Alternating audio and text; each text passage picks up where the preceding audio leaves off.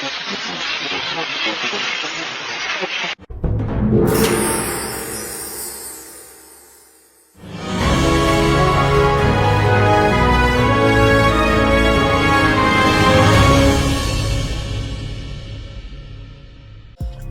up, y'all?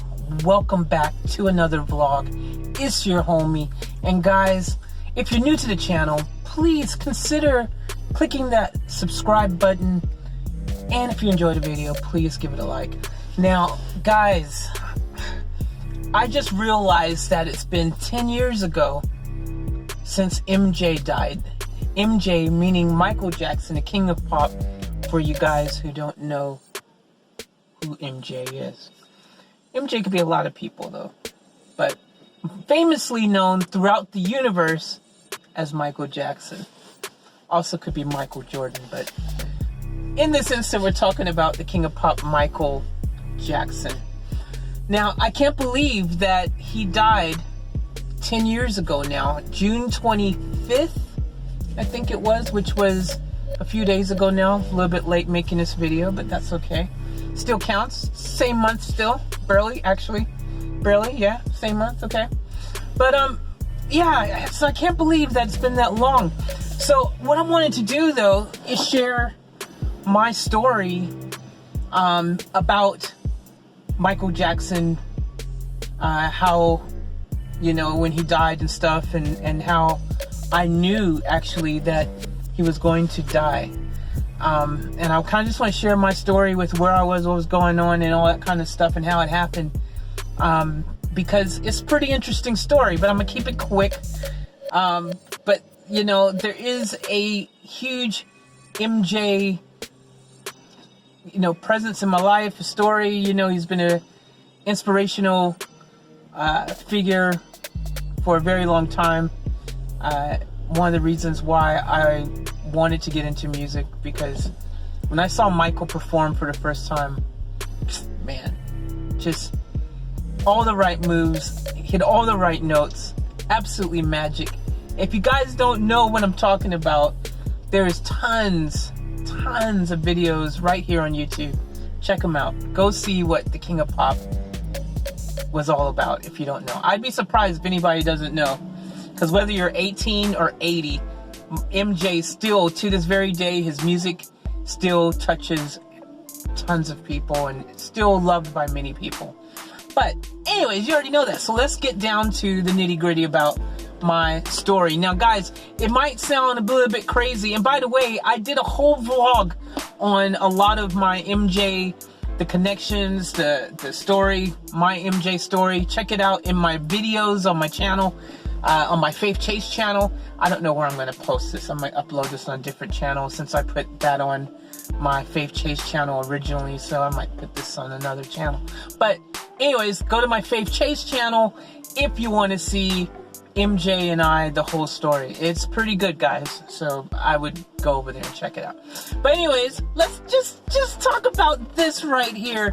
Now, guys, when it was about a month before MJ died, and just out of nowhere, I literally had this feeling that MJ was going to die. It just came to me, and I said to someone at the time, a friend, I said, MJ is going to die soon. I actually just had that thought just pop into my head. And it was so random, especially at the time, because it was like no indication or anything that would even suggest that he was going to die. He was getting ready to do the biggest show in his history, maybe even any artist's history. That show would have been absolutely amazing. The This Is It show. I'm like, just so, it sucks that we never got to see the actual show, because I think it would have been absolutely phenomenal.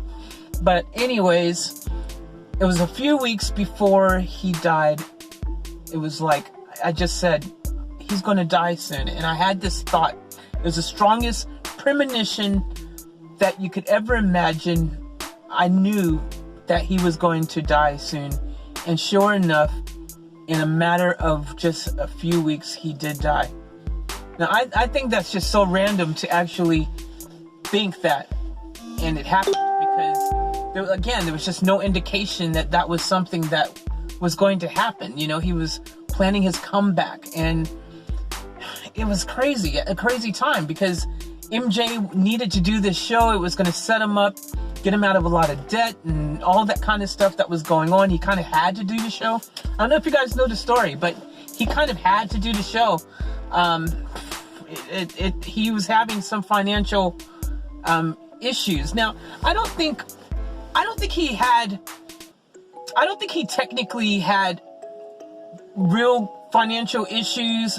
I think it was more of by choice that he had financial issues. You know what I mean? Like, for example, I believe he had paper assets. Like, you know, like, for example, his music collection, or the Beatles collection, or, you know, all these other things that MJ had. Like, I believe he had that kind of stuff. Like, I believe he was paper rich, but just physically poor, you know, like cash poor. So that's what I think. If I'm wrong, go ahead, please correct me in the comments below, let me know, but I think that was the situation. And so he kind of had to do the show because he wanted to buy a house for his kids. Everything that he did, actually, if you guys don't know this is very interesting, interesting fact, but MJ, when it came to everything that he started to do in his last years of his life, after he had kids, he changed. He was no longer the MJ King of Pop. He was more like MJ the father, the dad. That's who he wanted to be. His last days, that's who MJ wanted to be. He wanted to just be Michael the father. That's who he wanted to be.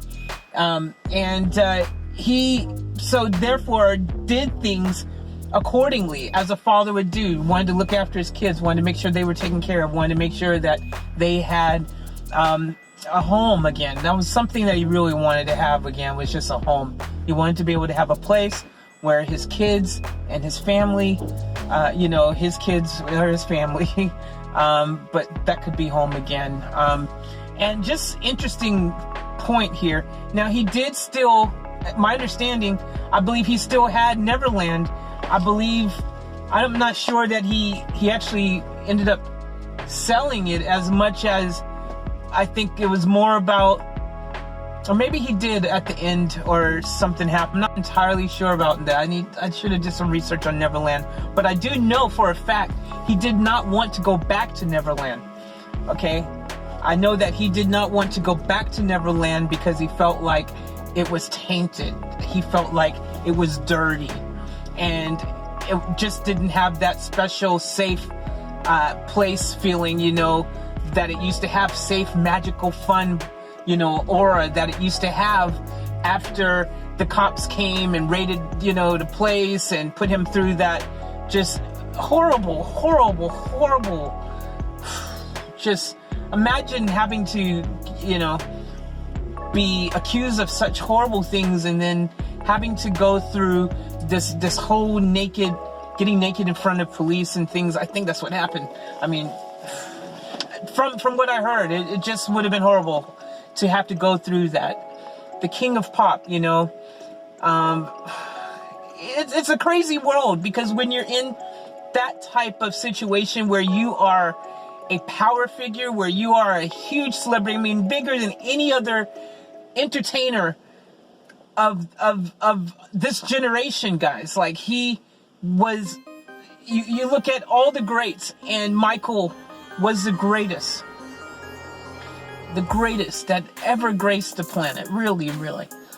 And so it's really just sad, so sad to see someone who accomplished so much, who gave so much, to end up going out that way like he did. So he did that show really because for the kids, for his kids, he needed the cash. This house he wanted to get, because he couldn't move back to Neverland because, like I said, how he felt.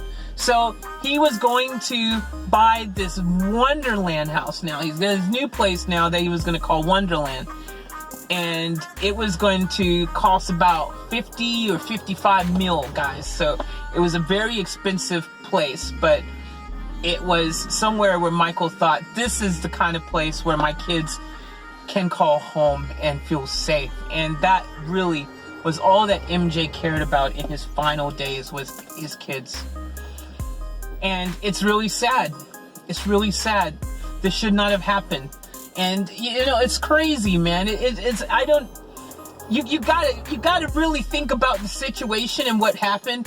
And I tell you right now, guys, there has to be something bigger going on here.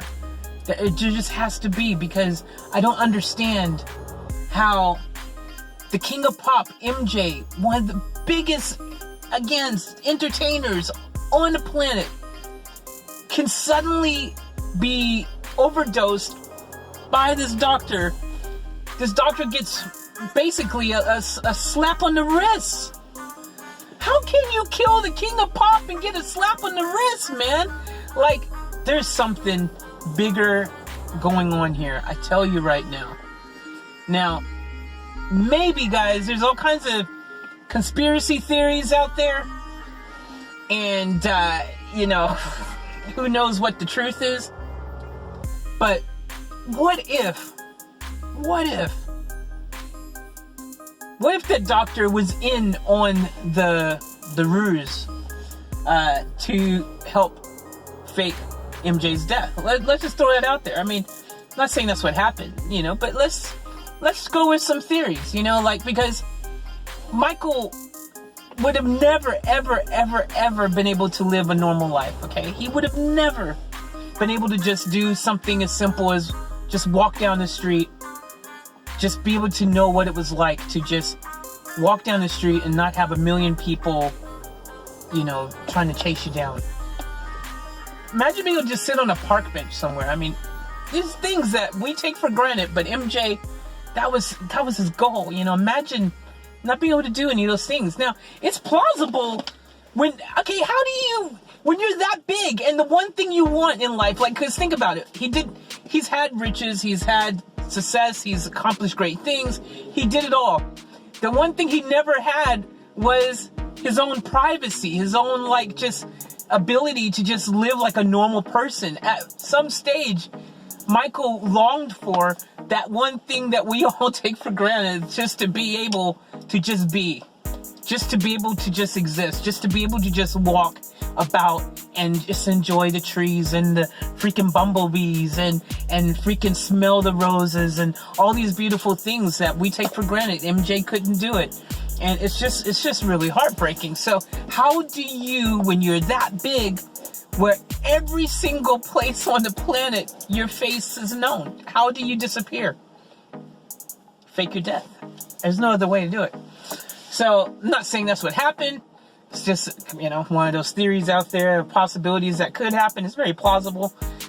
When you're that big, what do you do? Plus, the other thing is, just think about, I mean, isn't it a little bit just, the name of the song was, I mean, the show, and he had a song called it, but This Is It. So, this is it. This is what he's named his thing, and this is the final curtain call. Listen to the language and things that he said. I mean, it almost sounds so, like, planned, like that, yep, this is all part of the plan. You know, I mean, what's the odds? You name a show, This Is It, and it really literally, this is it. I mean, it literally was. Like, come on, guys. I mean, again, conspiracies, you know, but, man, Michael was a master of disguise, and you know, Michael was not like, you know, he was someone who thought outside the box. So, I mean, I personally think there's a huge, now you always hear celebrities like, you know, Tupac, Elvis, you always hear these rumors that these guys are still alive somewhere and things like that. But I think MJ's, out of everyone that you know, think about, his is the only one to me that really is plausible and really makes sense of it being something I could see MJ doing, because he was a prankster. He's a bit of a prankster, trickster, you know. He had that kind of thing happening. He loved people like Houdini and stuff like that, you know. It's possible.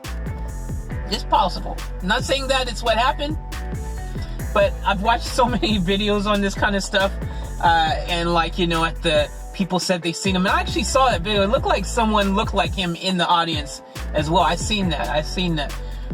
You know, there's all these conspiracies out there, man, but who knows?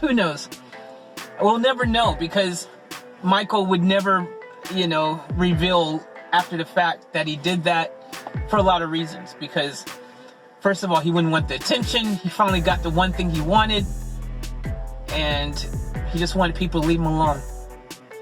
Plain and simple. That's all he wanted at the end there.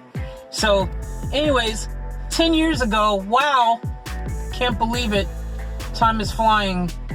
Time is flying. And yeah, that was how I actually predicted his death. And in a matter of just a few weeks, he died. And I couldn't believe it, because I actually predicted it. That's a crazy thing to just have happen. And a lot of other crazy things happen, guys. More crazier things. Like Michael coming to me in a dream. All these different things that happen. Watch my video, MJ and I, and you'll find out more info on that. It's on my Faith Chase channel. Anyways, guys, I'm going to wrap this one up. I just really wanted to talk about that really quick and just acknowledge that it's been 10 years since the King of Pop died, which is still just unbelievable, hard to believe, and still can make you tear up, because yeah, MJ, yeah, just a sad story.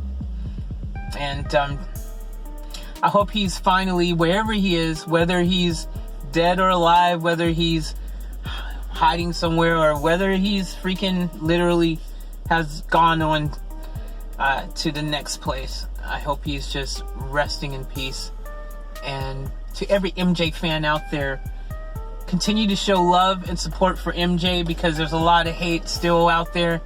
And just continue. If you believe in his innocence, if you believe that he's, you know, has, you know, if you just, whatever you believe in your heart, just hold on to that, okay? Because the bottom line is that he had haters from day one, guys. From day one. So, yeah. So you just got to keep the faith and believe in your heart what you believe. What you believe is all that matters, okay? So, anyways, guys, enough of that. To each to their own. Everyone's got an opinion. You got to respect people's opinions sometimes, even when they're probably just completely wrong. Anyways, guys, much love to you. Subscribe, like, share, enjoy, all that beautiful stuff. And by the way, I'm not hating on anyone's opinion. Everyone has a right to an opinion. So, much love to all of you. And remember to live each moment to the freaking fullest. Because you just never know. You just never know, guys. You just never know when you sing your last song, you know, like MJ. If he's really gone, you just never know. Because that's, yeah, crazy stuff, huh? Anyways, peace.